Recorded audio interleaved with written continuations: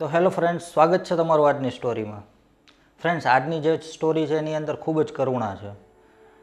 આપણી સ્ટોરીનું જે મેઇન પાત્ર છે એનું નામ ચેન્જ કરી નાખું છું. આપણે એનું નામ સંજય રાખશું. હવે આ જે સંજય નામનો વ્યક્તિ છે તે રાજસ્થાનમાં એક કારખાનામાં નોકરી કરતો હોય છે અને ઘર પરિવારનું ભરણ પોષણ આ કારખાનાના કામથી એને થઈ જતું હોય છે. હવે અચાનક કોરોના કાળ ચાલુ થાય છે. હવે કોરોના કાળથી તો તમે કોઈ અજાણ નથી શું પરિસ્થિતિ હતી. હવે અચાનક લોકડાઉન થઈ ગયું. લોકડાઉન થઈ ગયા પછી તો બધા પોતપોતાની ઘરે બેસી ગયા. હવે કારખાનાનો જે ઓનર હતો એ સારો વ્યક્તિ હશે એટલે એણે એવી રીતના કીધું બધા કારીગરોને કે તમે કોઈ ચિંતા ન કરતા, તમને હું પગાર દેતો રહીશ એટલે તમારું ઘર ચાલતું રહે અને કોઈ ચિંતા ન કરતા. હવે એ સમયની અંદર તમને બધાને ખ્યાલ છે આ લોકડાઉન કેટલો ટાઈમ ચાલે કોઈને અંદાજ નહોતો. બધાને એમ હતું કે 2 મહિના 3 મહિનામાં હમણાં ખુલી જશે. આ કારખાનાના ઓનરે બિચારાએ 3-4 મહિના સુધી તો પગાર આપ્યો, પણ પછી લોકડાઉન ખોલવાનું નામ નહોતું અને ક્યાંય એવું એંધાણ નહોતા દેખાતા કે સીધું લોકડાઉન ખુલી જાય ને સીધું આવક ચાલુ થઈ જાય. એને બિચારાને લોસ જતો હતો એટલે એણે પછી પગાર દેવાનું બધાને બંધ કરી દીધું અને એમ કરતાં 7-8 મહિના વીતી ગયા. લોકડાઉન ફરી પાછું ખુલી ગયું. બધા કારીગરો પાછા કામે આવવા માંડ્યા. હવે આ સંજય નામનો જે વ્યક્તિ આપણે વાત કરી છે એ પણ કામે પહોંચી ગયો ટાઈમ ટુ ટાઈમ.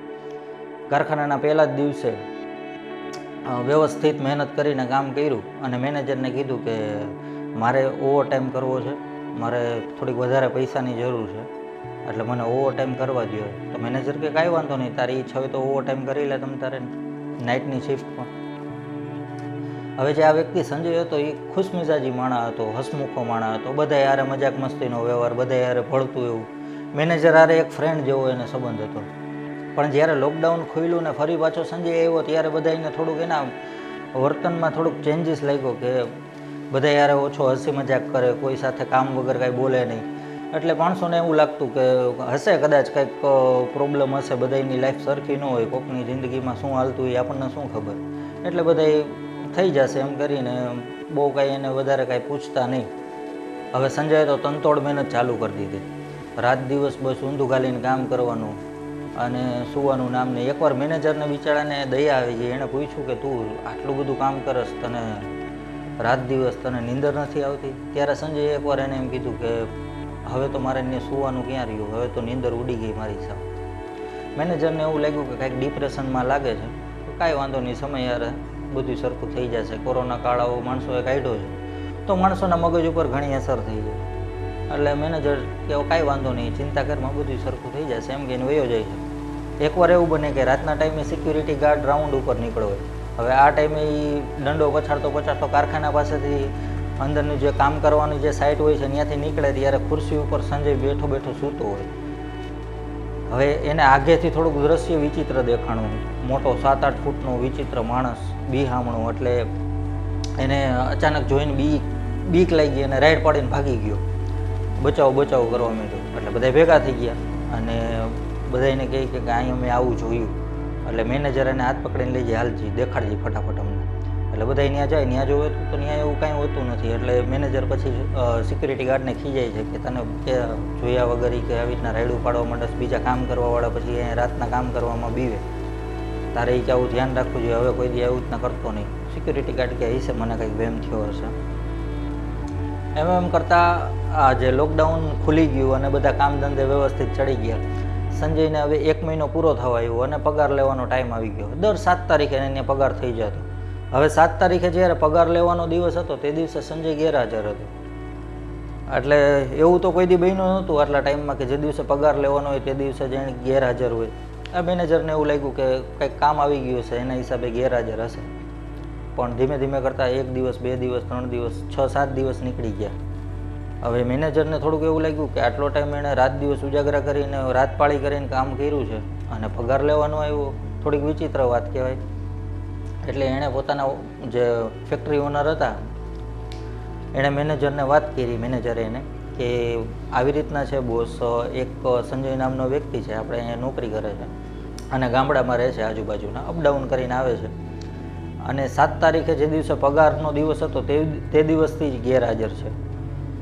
એટલે ફેક્ટરી માલિકને એવું લાગ્યું કે કાંઈક ઇમરજન્સી આવી ગઈ છે પણ કીધા વગરનો વયો ગયો છે એ બરોબર ન કહેવાય. એટલે તમે એક કામ કરો મેનેજરને કે તમે એનો જે પગારનું પેમેન્ટ છે એ હારે લેતા જાઓ અને એની ઘરે પૂછતા હો કયા કારણોસર નથી આવતો અને આવી રીતના પૂછ્યા વગર શું કામ વયો ગયો બધું પૂછતા હો.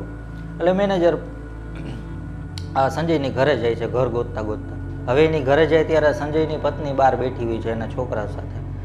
એટલે આ મેનેજર પૂછે છે ભાભી સંજય છે? તો થોડી વાર તો એની પત્ની જોયા રાખે એની સામે.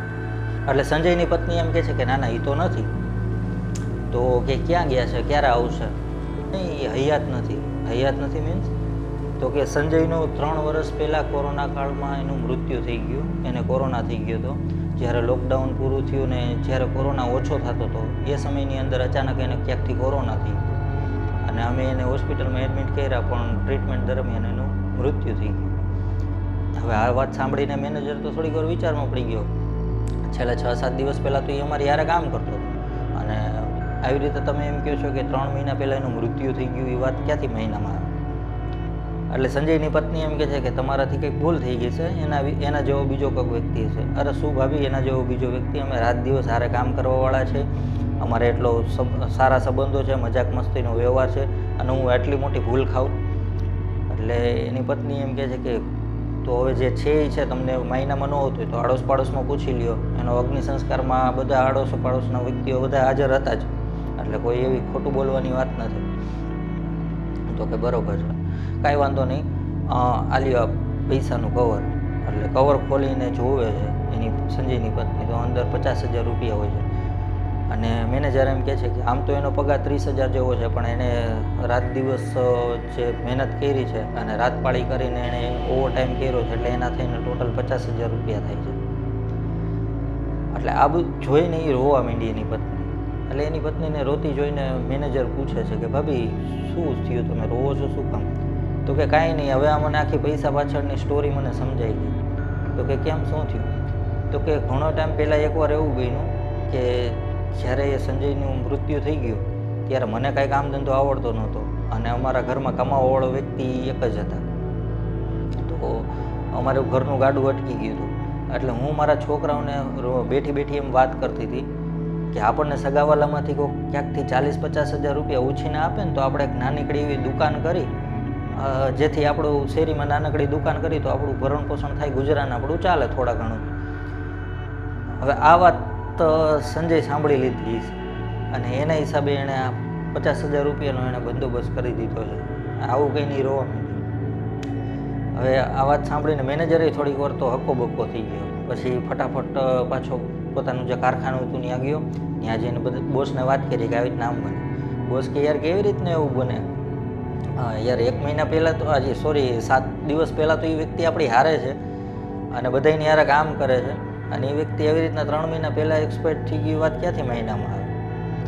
આખો ફેક્ટરીમાં જેટલા કામ કરવાવાળા હતા સંજયના જાણીતા અથવા તો જેણે સંજયને એકવાર જોયો હતો એ કોઈ માનવા તૈયાર જ નહોતા કે 3 મહિના પહેલાં સંજયનું મૃત્યુ થઈ ગયું. કેમ કે યાર બધાનું કહેવું એમ જ હતું કે 7 દિવસ પહેલાં તો આ વ્યક્તિ આપણી હારે કામ કરતો હતો. તો આખી ફેક્ટરીમાં કોઈ માનવા તૈયાર જ નહોતું કે આવી રીતના બની શકે.